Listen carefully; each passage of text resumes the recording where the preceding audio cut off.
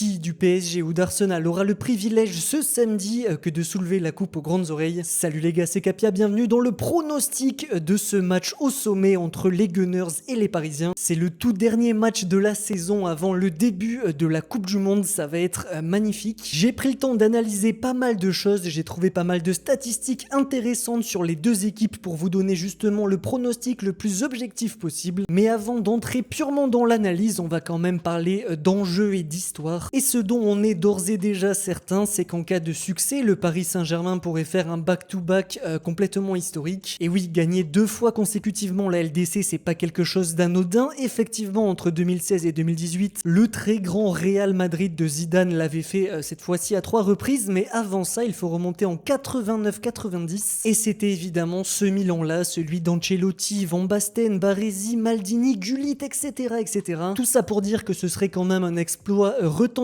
Et pour parler maintenant de l'adversaire du PSG, c'est-à-dire Arsenal, ça serait tout simplement pour eux la première fois de toute leur histoire qu'ils remporteraient la Ligue des Champions. D'ailleurs, leur seule finale était en 2006 contre le Barça. Rappelez-vous, Lehmann avait été exclu à la 18e minute et Pires avait dû sortir justement pour laisser sa place au gardien remplaçant. Malgré ça, Arsenal avait ouvert le score avec Sol Campbell. Ils avaient plus qu'à faire le dos rond, à tenir, mais finalement c'était bien le FC Barcelone qui s'était imposé sur le score de 2-1, une immense déception pour cette génération, le grand Arsenal de Wenger, Henry, etc., etc. Mais bon, nous voilà maintenant 20 ans plus tard et ce Arsenal version Arteta a l'air d'être complètement différent. Il a l'air de balayer toutes les malédictions qui suivaient le club. Déjà, on a eu la confirmation après le nul de City face à Bournemouth qu'ils étaient champions d'Angleterre. Ils retrouvent le succès national 22 ans après ce titre des Invincibles, c'est quand même pas rien. Et donc c'est à se demander si ce magicien d'Arteta va pouvoir faire la même chose mais cette fois-ci sur le plan européen et offrir peut-être un doublé à Arsenal et inscrire la plus grande saison de l'histoire du club. Bon voilà, maintenant qu'on a évoqué les enjeux collectifs, les enjeux pour les clubs respectifs, maintenant parlons d'enjeux individuels et le premier concerne les entraîneurs. On a là un choc entre Enrique et Arteta, peut-être pour savoir qui serait élu meilleur coach de l'année 2025-2026. Et aussi si tu penses aux enjeux individuels qui concernent cette fois-ci les joueurs, il y a pour moi 3 contenders, 3 prétendants pour le Ballon d'Or, dépendamment du résultat de cette finale. Du côté d'Arsenal, on peut penser à Declan Rice qui est très haut dans les cotes pour le Ballon d'Or 2026 et côté PSG, on a peut-être Kvara et Dembélé. Pour Rice et Dembélé, ça va être aussi conditionné par les performances de leur nation à la Coupe du Monde, alors que Kvara, vu que la Géorgie n'y participe pas, ce sera plus, voilà, si une nation qui gagne la Coupe du Monde n'a pas une vraie star, ce sera peut-être lui l'option, en fonction aussi de s'il fait une grande finale, imaginons un doublé, pourquoi pas, il pourrait rentrer dans la discussion.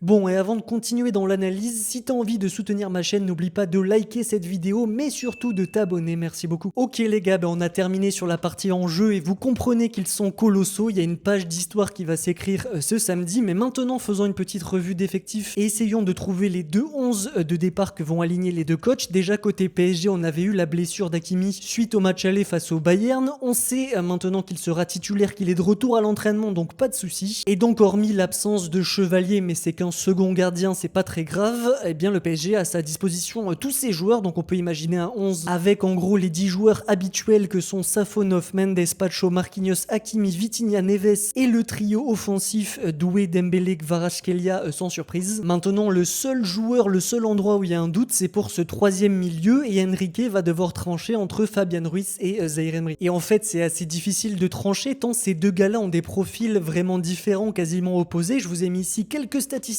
pour vous montrer justement cette opposition en termes de passes par match, de passes progressives par match, c'est largement Ruiz qui tient la corde. C'est la même chose aussi pour le nombre de ballons touchés en moyenne et le nombre de ballons touchés dans la surface adverse. L'Espagnol est donc beaucoup plus créatif et offensif que le jeune français. En revanche, du côté de Zaïre Emery, ce qui est incontestable, c'est qu'il t'apporte beaucoup plus en termes de duels, en termes de course, en termes d'intensité. Tu le vois ici avec les duels gagnés, les duels contestés. Le pourcentage de duels au sol gagnés et le pourcentage de dégagement par match, c'est largement en faveur du Titi parisien. Et donc pour Enrique, c'est un petit peu le choix entre la glace et le feu. Mais je pense que dans une opposition où justement Arsenal va te proposer un vrai duel au milieu de terrain avec les Rice, les Zubimendi, peut-être les Lewis Kelly, il te faut à mon avis un mec qui a du répondant, qui te gagne les duels. Et c'est pour cette raison que j'ai le sentiment que Enrique va nous mettre Zaïre Emery. Évidemment, si par la suite t'as besoin d'avoir plus de créativité ou de contrôler un petit peu plus le ballon, t'as l'option de faire entrer Fabian Ruiz à l'heure de jeu, c'est parfait. Bon, et pour terminer, on n'est jamais à l'abri l'abri de nos surprises avec le coach espagnol. Il a déclaré ceci, que sans ballon, Arsenal était la meilleure équipe du monde. On a vu que dans les tours précédents, notamment contre le Bayern, il a su parfois adapter son système de jeu pour faire justement déjouer l'adversaire. À voir s'il nous a concocté quelque chose de spécial, mais dans l'état, je pense qu'on aura ce 11 là pour la finale. Ok, passons maintenant du côté d'Arsenal. Là, il y a un petit peu plus de monde côté infirmerie. On avait récemment Merino, Timber et Ben White. Pour les deux premiers, ils devraient être de retour dans le groupe. Merino sera pas à 100% alors que Timber est plutôt attendu comme un titulaire à ce poste de latéral droit. Son retour un petit peu précipité est aussi conditionné à la blessure de sa doublure. Ben White, qui ratera aussi la Coupe du Monde, lui ne fera pas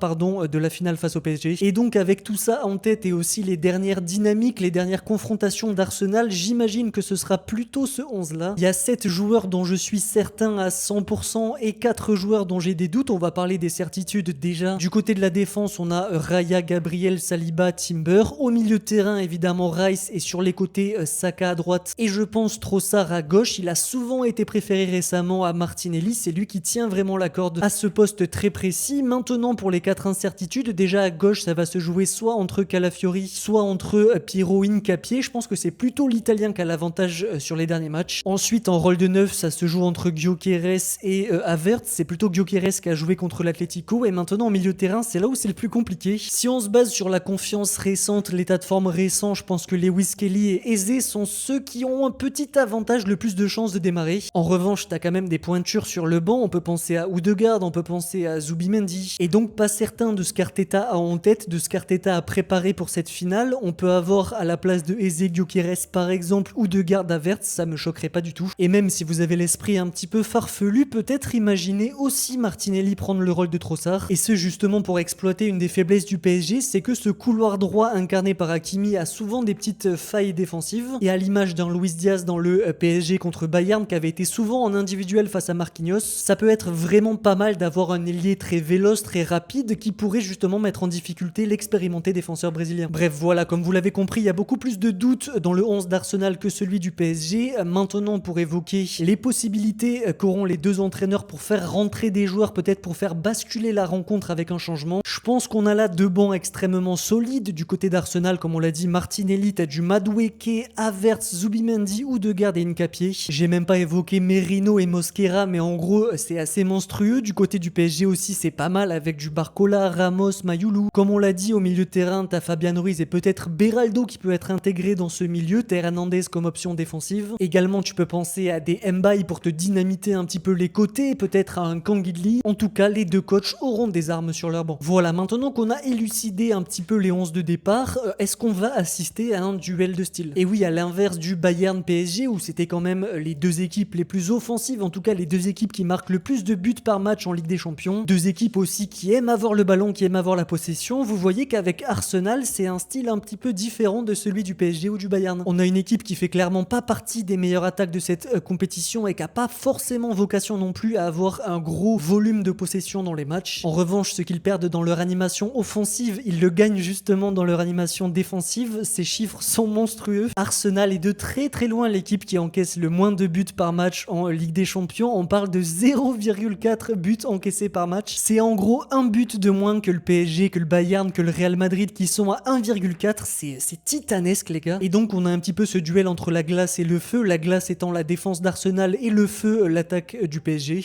Autre aspect intéressant dans le style d'Arsenal, c'est souvent une équipe qu'on a catégorisée sur les réseaux comme le Corner FC, une équipe qui sur coup de pied arrêté est redoutable. Dans le championnat anglais en première ligue cette saison, c'est pas moins de 22 buts marqués sur coup de pied arrêté par Arsenal. À titre de comparaison, par exemple, le PSG en Ligue 1 c'est uniquement 13, donc c'est un delta de 9, c'est assez énorme. En plus, avec les petits gabarits qu'a le PSG, attention justement ces situations défensives quand Arsenal aura des corners, ça peut débloquer la rencontre. Maintenant, pour évoquer un autre aspect qui peut être important, l'aspect mental, l'aspect momentum, disons que l'état de confiance sur les confrontations récentes est plutôt en faveur du PSG. La dernière en date, c'est évidemment cette demi-finale de LDC en 2025. On avait eu Dembélé qui avait ouvert le score dans un match aller qui s'était terminé à 1-0, un match qui était plutôt équilibré. En revanche, le retour et cette victoire 2-1 du PSG, c'était un match un poil plus maîtrisé de la part des Parisiens. En tout cas, la première mi-temps était à sens unique en leur faveur. Mais quand quand même si le PSG avait semblé supérieur dans la double confrontation, faut quand même évoquer un aspect, c'est-à-dire l'efficacité, parce que si tu prends les XG combinés du match aller, du match retour en 2025, Arsenal avait 5 XG pour un seul petit but marqué, alors que PSG avait 3 XG pour 3 buts marqués. Et ça, les amis, c'est un facteur qui est toujours d'actualité. Je trouve que les trios, les attaques de ces deux équipes ont des rendements spécifiquement en Ligue des Champions qui sont totalement opposés. Déjà, prenons le cas du PSG où on a Doué qui a 1,9 XG sur l'entièreté de la campagne de LDC pour 5 buts, on a Kvara qui a 4 XG pour 10 buts marqués, et pour terminer le Ballon d'Or Dembélé qui a 5,7 XG pour 7 buts marqués. Les trois surperforment leur expected goals, montrant quand même une efficacité à toute épreuve, alors que du côté d'Arsenal c'est vraiment pas la même dynamique. Si on prend les trois joueurs qui devraient démarrer sur le front de l'attaque, c'est-à-dire Saka, Trossard et Gyökeres, on a un Saka qui a à peu près 3 XG pour 3 buts marqués, rien de bien impressionnant, et pour les deux autres, ils sous-performent justement leur expected goals. Trossard on est à 1,4 pour 1 but marqué et Gyökeres 6,20 XG pour seulement 5 petits buts. Ça fait donc que l'efficacité sera peut-être un des tournants, un des vecteurs principaux de vers qui va tourner cette finale. Bon, avant de vous délivrer mon pronostic, quelques petits éléments que j'ai identifiés. Déjà du côté des gardiens, à première vue, j'avais envie de dire qu'Arsenal avait un avantage clair dans ce registre, mais finalement avec du recul et quand tu re-regardes les prestations récentes de Safonov et aussi les statistiques, il faut dire que le Russe est vraiment monté en puissance au fur et à mesure de la saison, et que si tu prends ses dernières perfs en LDC, notamment face au Bayern par exemple, on a là à mon avis deux gardiens qui sont d'un niveau équivalent, peut-être pas les meilleurs de l'histoire, mais des bons petits gardiens, donc c'est pas là qu'il y aurait une grosse différence.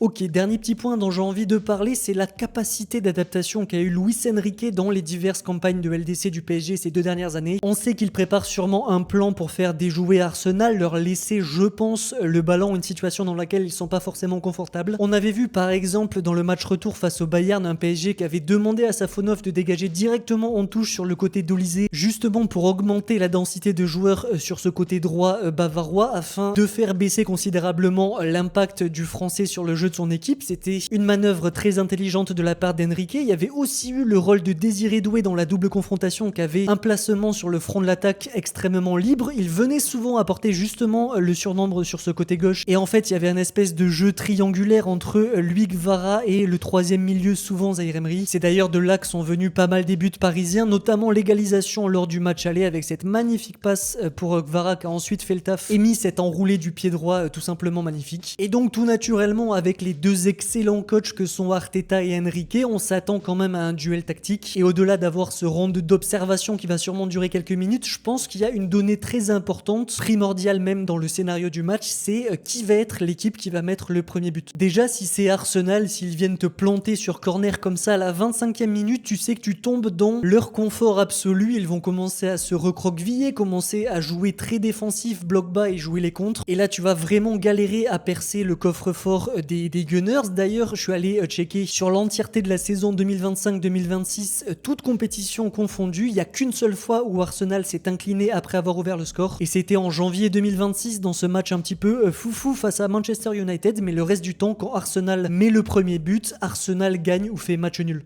Bon, et du coup, autre scénario, si c'est plutôt le PSG qui ouvre le score et prend l'avantage sur Arsenal, c'est aussi une situation qui est très confortable pour eux. Ils vont justement eux aussi pouvoir faire redescendre leur bloc, laisser un petit peu le ballon à Arsenal et eux justement profiter des espaces en contre. Une situation qui à mon avis leur va parfaitement. C'est pas l'équipe la plus solide d'Europe qui peut subir des vagues de leur adversaire. En revanche, en termes de contre-attaque, c'est peut-être la meilleure équipe d'Europe à l'heure actuelle. Alors si effectivement le PSG ouvre le score très rapidement, ça peut défiler. Je les vois bien marquer 1-2 buts supplémentaires en contre-attaque. Et ce qui va me faire pencher sur ce scénario plutôt que celui où Arsenal ouvre le score, c'est que Paris a prouvé en Ligue des Champions, que ce soit l'an dernier ou cette année, qu'ils étaient capables de faire de grosses entames et très vite débloquer les parties. Je vais me permettre de lire mes notes, mais je me suis noté pas mal de matchs où ça a été le cas. On a par exemple à Munich Dembélé qui ouvre le score à la 3e minute. On a aussi à l'aller face à Liverpool Doué qui ouvre le score à la 11e. Contre Chelsea à l'aller c'est Barcola à la 10e. Et idem au retour face à Chelsea, Kvara à la 6e minute. Et si tu remontes aussi à l'an passé en finale contre l'Inter, on a Hakimi qui débloque la situation à la 12e. Et à l'aller à Arsenal, Dembélé, comme on l'a vu tout à l'heure, c'était à la 4e minute. Bref, vous l'avez compris, Paris sont des spécialistes pour marquer vite dans les gros gros match. Et dernier truc avant de vous donner mon pronostic, ce qui me fait être optimiste envers le PSG, c'est qu'il y a certains duels clés qui penchent